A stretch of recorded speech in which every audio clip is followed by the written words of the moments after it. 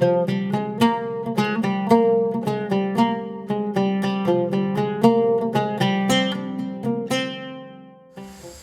Planter Indonesia, Assalamualaikum warahmatullahi wabarakatuh. Di sore hari yang berbahagia ini kita akan membahas berkaitan dengan kekurangan magnesium pada tanaman belum menghasilkan dan ada di beberapa di bibitan.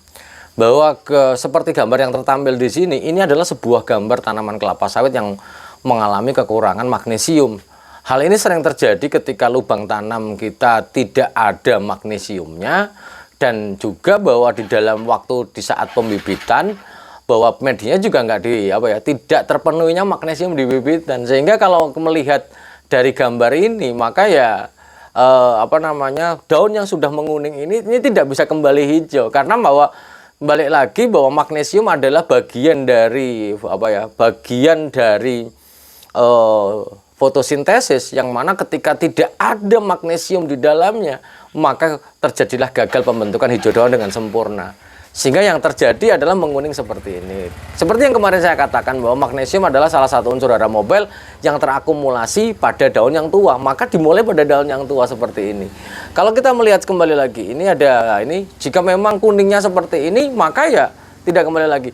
Kalau kita perhatikan bahwa ketika pemberian dolomit ataupun kiserit di dalam budidaya kelapa sawit yang sudah mengalami gejala seperti ini, tapi kalau gejalanya seperti ini, maka ini adalah kondisi yang parah. Maka baiknya adalah menggunakan kiserit, bukan dolomit, karena dolomit memiliki reaksi yang cukup panjang atau cukup lama. Sehingga begitu diberikan kiserit atau bahkan diberikan dolomit, maka perhatikan, ini akan kelihatan bahwa nanti adalah pada pupus ini akan mengalami penghijauan, di mana bahwa pupus-pupus baru tidak akan mengalami penguningan seperti ini, karena sudah penyusun magnesium di dalam helaian daun itu sudah ada.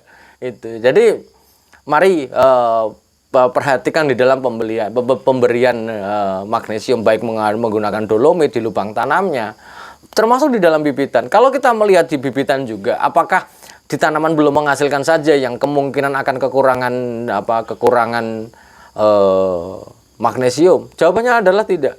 Di bibitan mungkin terjadi di nursery, di TBM juga mungkin terjadi, dan di tanaman menghasilkan biasanya bisa seperti ini, atau terjadinya belang-belang daun, di mana bahwa ketika dia kena sinar matahari, dia akan yang misalnya ini sinar mataharinya dari sini, ketika dia tertutup seperti ini, maka dia akan menguning sebelah sini. Ininya tidak, karena bahwa di dalam daun yang ternaungi dia